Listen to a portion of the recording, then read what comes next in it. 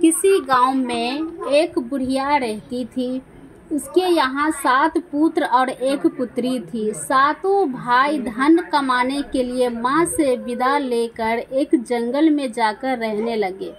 वहाँ से वो सातों लकड़ियाँ काट कर लाते और उन्हें शहर में बेच कर आते। उस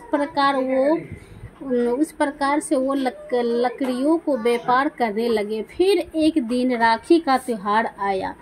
उस लड़की ने कहा, माँ, मैं 7 भाइयों की बहन हूँ, मगर इस त्योहार पर मेरे एक भी भाई नहीं है और न ही उनकी कोई खबर है। सभी बहनें अपने भाइयों को राखी बांध रही है, मैं भी अपने भाइयों को राखी बांधूंगी। माँ बोली, ठीक है बेटी, और एक आटे का गोल पहिया बनाकर देती हुई बोली, ये ले, इसे चलाती जाना और कहना, जहाँ पर मेरे भाई हो वहीं पर रुकना। चल रे पहिया, जहाँ मेरे भाई हो वहीं पर रुकना। इस प्रकार माँ से विदा लेकर वह लड़की चल पड़ी। उस पहिए को चलाती जाती और कहती, जहाँ मेरे भाई हो वहाँ पर रुकना। उसे चलते शाम हो गई तो वह पहिया वन के एक छोर पर बनी झोपड़ी के चारों ओर चक्कर काटने लगा, मगर वह लड़की अब भी वही आवाज लगा रही थी। तभी अंदर से एक भाई ने कहा, मुझे तो बहन की आवाज सुनाई देती है। तब दूसरा बोला, हमारी बहन यहाँ कैसे आएगी, उसे तो रास्ता भी नहीं मालूम। तब दूसरे भाई ने बाहर निकलकर देखा तो वास्तव में उनकी बहन थी। बहन को देखकर तो सभी झूम उठे। तभी सभी ने उसे प्रेम से गले लगाया। दूसरे दिन राखी का त्योहार था। बहन ने भाइयों को राखी बांधी और लंबी आयु की कामना की। भाइयों ने भी बहन की रक्षा करने का कसम ली। उस दिन सभी ने छुट्टी रखी और सभी ने मौज मस्ती परंतु दूसरे दिन से सभी ने अपना काम शुरू कर दिया। उनकी बहन घर पर ही रहती थी और एक दिन की बात है, वह कपड़े धोकर सुखा रही थी कि एक डायन की नज़र उस पर पड़ी।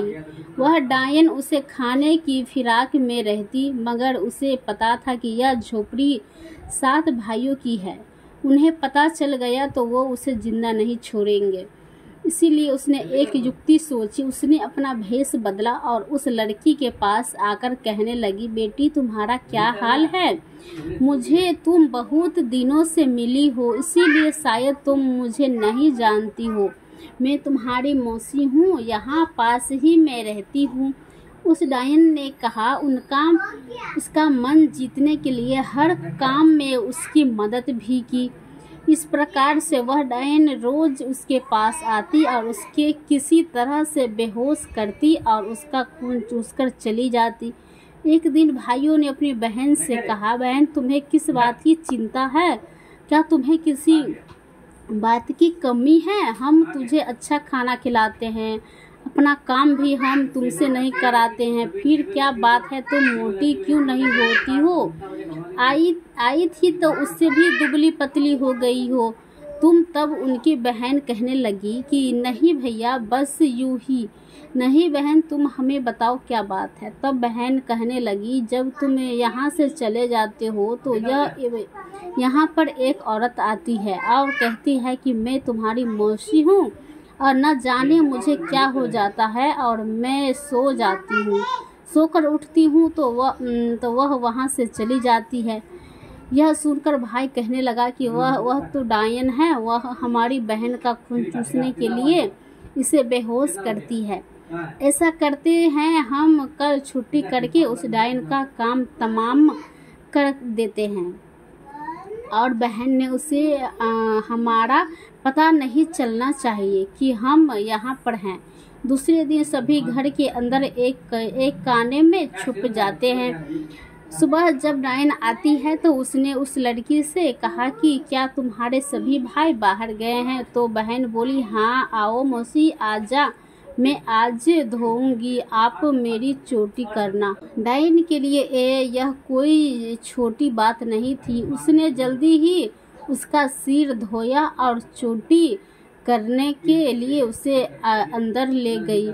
जब चोटी कर रही थी तो उसने अचानक उस लड़की को बेहोश किया और उसके सिर को खाने के लिए तभी सातों भाई कुल्हाड़ी लेकर अपने कोने से निकल आए और उस डायन को मार दिया और सभी ने उससे अपना पीछा छुड़ाया।